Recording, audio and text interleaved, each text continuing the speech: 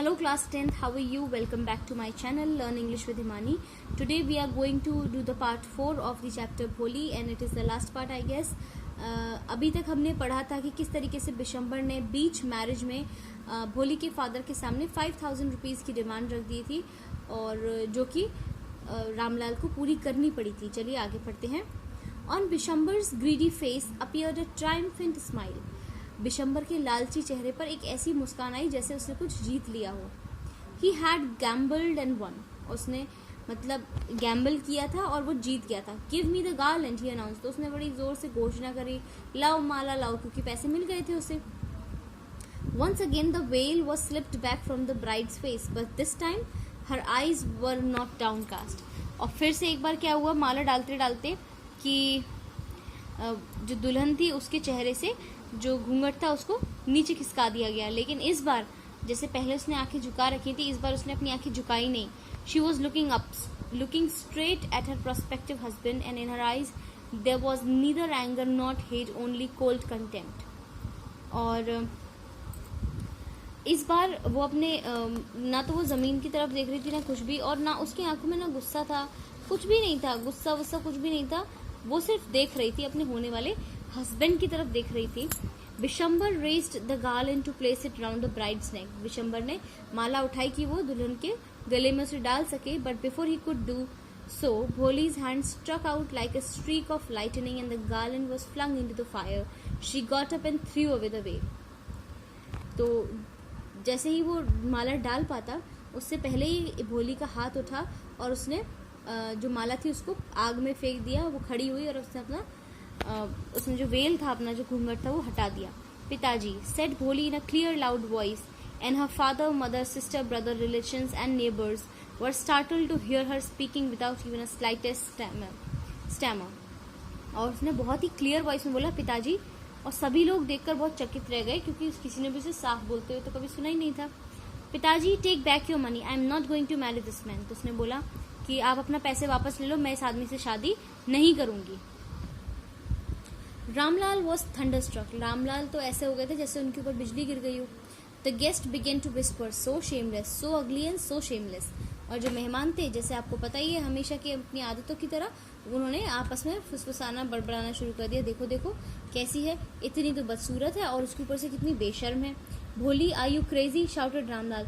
You want to disgrace your family, have some regard of our इज्जत.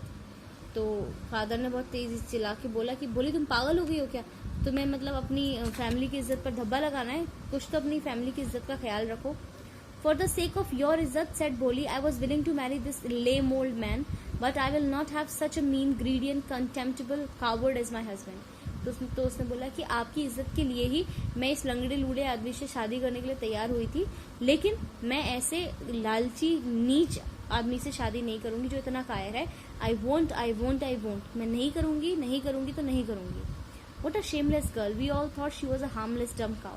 सब कहने लगे कि एक आंटी बोल रही थी कि देखो देखो कितनी बेशर्म लड़की है, हमें तो लगा था बिल्कुल गूंगी गाय की तरह है, देखो कितना बोल रही है.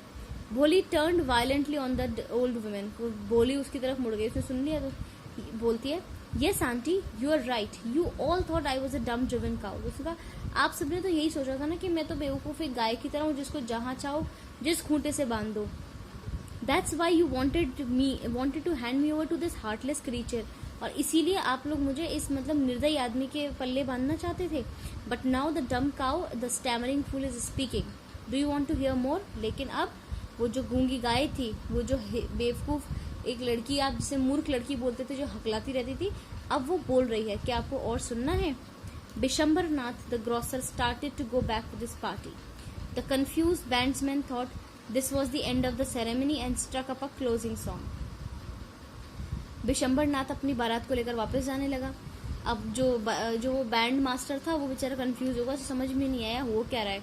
उसको लगा कि शादी खत्म हो गई है और चलो विदाई का सॉन्ग बजाए, तो वो विदाई के गाने बजाने लगा.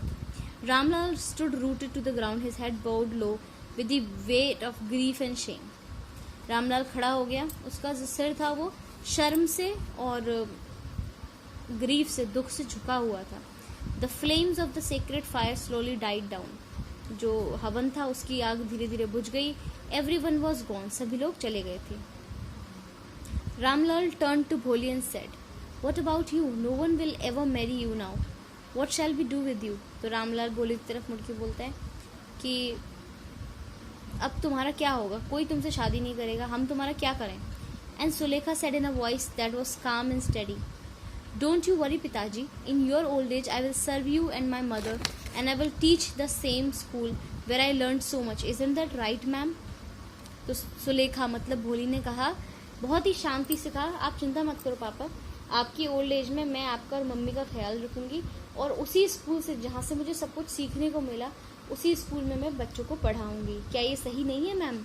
The teacher had all along stood in the corner watching the drama. उसकी टीचर एक कोने में खड़े होकर सारा ड्रामा देख रही थी. येस भोली, ऑफ कोर्स, शी रिप्लाइड. तो उसने कहा हाँ क्यों नहीं. And in her smiling eyes was the light of a deep satisfaction. और उसकी आंखों में एक बहुत गहरे सेटिस्फैक्शन की एक चमक थी. That an artist feels when contemplating the completion of her masterpiece. और वो इस तरीके की सेटिस्फैक्शन थी जैसे कि एक आर्टिस्ट को अपनी सबसे अच्छी पेंटिंग या सबसे अच्छा काम खत्म करने के बाद उसको देखते हुए जो वो सेटिस्फैक्शन मिलता है, बिल्कुल वही सेटिस्फैक्शन उसकी टीचर को, भोली को देखते हुए मिल रहा था कि उसके इतने सालों की जो मेहनत है वो रंग लाई. और इसी तरीके से चैप्टर खत्म होता है. लिखा है के ए अब्बास ने. इसके क्वेश्चन आंसर्स आप तक पहुंच जाएंगे धीरे धीरे बच्चों. हमारी जो बुक्स हैं, दोनों ही बुक्स का सिलेबस कवर होता जा रहा है. बहुत सारे बच्चे परेशान हैं ग्रामर की वजह से. बेटा ग्रामर हम ज़रूर करेंगे, बट क्या हम पहले थोड़ा लिटरेचर पर ध्यान नहीं दे सकते हैं? हम लिटरेचर कवर करके और फिर हम ग्रामर और साथ में लिटरेचर का रिवीजन, दोनों चीज़ें साथ में स्टार्ट करेंगे. प्लीज़ वरी मत करिए, बाकी सब हम पे छोड़ दीजिए. आप सिर्फ पढ़िए और जो आपकी प्रॉब्लम्स है वो हमारे साथ शेयर करिए.